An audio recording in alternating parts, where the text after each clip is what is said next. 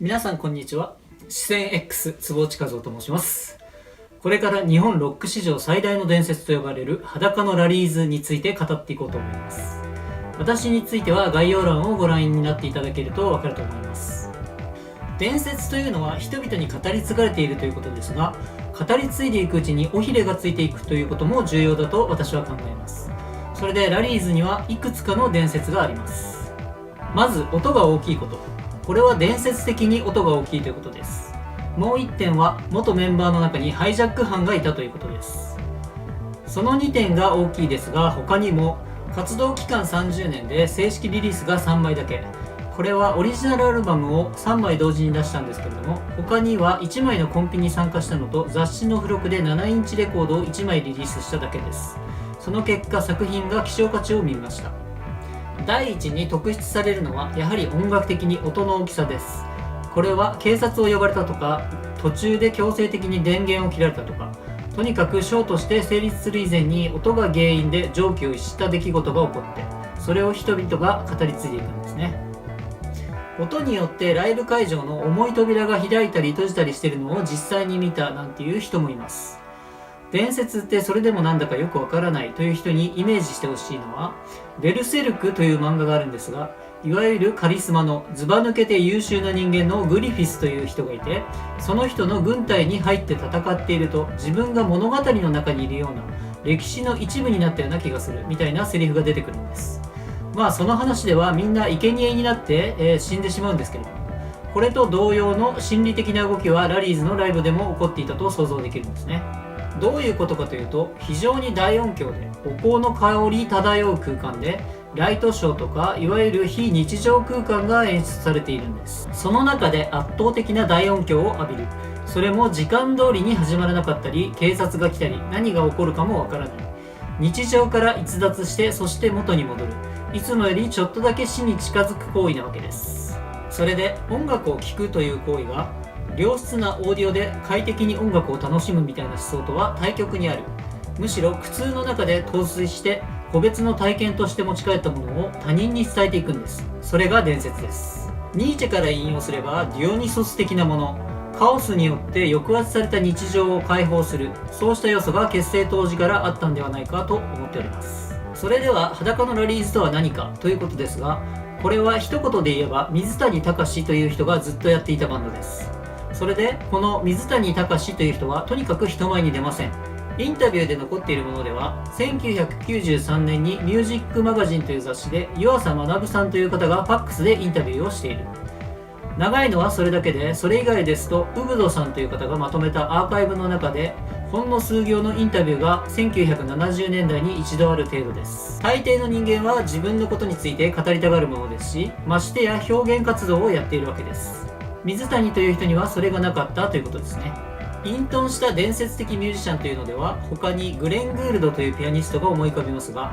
彼は22歳でレコードデビューして36歳でコンサート活動を一切やめます。それ以後もレコードは出し続け、ラジオドラマの制作だとか、ある意味ではメディアフレンドリーでした。それはコンサート活動における聴衆というものを彼が敵視していたというのと、自己イメージを提示したいという欲望との結果だったのだと思います。グールドに関しても浸水者が多いのですが、それは比類のないテクニックとかは当然なんですが、低すぎる椅子とか、握手した人間を裁判で訴えたとか、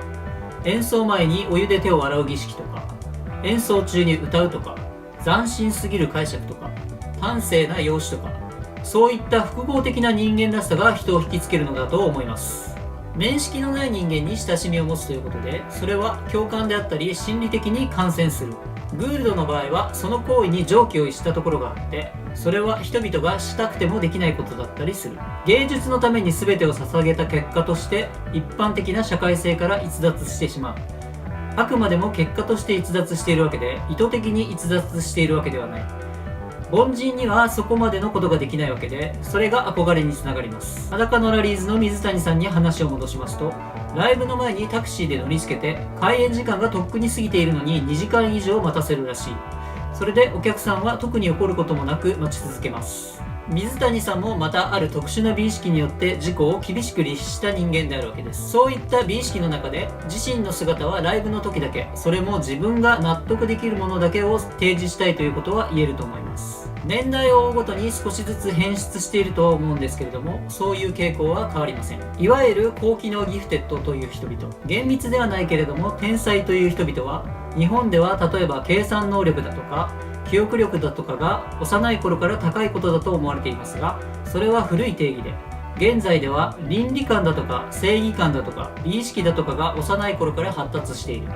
これは数値化できませんが、やはりこれが高いのもギフテッドであるということです。それでグールドさんも水谷さんも高い美意識というのが共通しているというのは間違いないと思います。凡人では到底できない自己の美的世界に生きるということを完遂したから、人々が浸水して語り継いでいくんですね。それではなぜ裸のラリーズなんて紹介するのかとおっしゃると思うんです。しかし理由はあります。それは私が愛国心の強い人間だからなんですが、国によってその国を代表するミュージシャンがいるわけで、例えばイギリスだったらビートルズだとか、アメリカだったらエルビス・プレスリーなんかは死後何十年と経っているにもかかわらず、未だに膨大な数の音源が売られ続けて遺族に富をもたらし続けているという現実があります。それでこの裸のラリーズというバンドはどうかというと、同様に日本を代表するバンドだということは言えると思いますが、多大な富をもたらすというようなことはありません。ではなぜ国を代表しているのかというのは、このバンドの特異性にあります。そもそもこの裸のラリーズというバンドは一部のマニアにフェティッシュな愛着を持たれやすいんですが、今回はそういったサブカルチャーの記号として消費するのではなくて、様々な側面から語ることで戦後文化にとどまらず戦後史をも網羅できると考えているんですが、そのように側面を語ることで文化史を網羅できる、網羅性を持っているというのが国を代表しているという一番の理由です。そうした紹介をすることは、例えば岡倉天心が茶の本で日本文化を海外に紹介したように、体系化して紹介することが日本の文化の地位の底上げにつながると信じているんですね。そのことに適しているのが戦後文化史の網羅性を持つ裸のラリーズだということです。裸のラリーズを体系化して紹介するのは非常に愛国的な行為なんですね。ではなぜそのように網羅性があるのかということですが、それはひとえにこのバンドの活動が非常に長い期間に及ぶということがあります。実際には1967年からライブ活動として最後の記録が1996年となっています。どういうことかと言いますと、これは例えばビートルズのレコードデビューが1962年、サージェント・ペパーズというアルバムのリリースが1967年で、他方CD の売り上げのピークは1998年で、それ以降ずっと下降しています。つまるところ、戦後の若者文化の成熟の期間とほとんど時を同じくして、この裸のラリーズというバンドは活動していたということなんですね。もう一点述べるとすると、このバンドの演奏がある種の極北であり続けた、常にエクストリームな表現であり続けたということがあります。異論はあるだろうと思うんですけれども、その当時で最も大きい音を出していたと言われており、それを追い続けることで極北から投射されるものを観測するという手法を取りたいと思います。つまりその向こうに何もないということです。それで紹介の仕方としては、時系列順に音源を紹介しつつ、関連するテーマを毎回一つピックアップして脱線することを主目的にやっていきたいなと思っております。これは某有名高校の国語の授業で一冊の文庫本銀のさじという本を1年かけて学習するというのに感銘を受けまして、同じようにやってみようと思いました。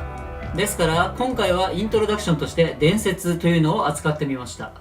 まとめると、裸のラリーズの伝説とは、苦痛と非日常体験を人々が語り継いでいるということと、そのリーダーの水谷隆さんという人間に人々が心酔していること、その理由は独自の美意識を完遂したからということでした。裸のラリーズは1967年結成で、1996年まで活動が記録されているので、次回から年代順にテーマを決めてやっていこうと思います。今回は伝説でした。次回第2回1967年は謎というテーマでやっていこうと思います。気に入りましたらチャンネル登録やいいねをいただけると嬉しいです。どうぞよろしくお願いいたします。それでは坪内和夫でした。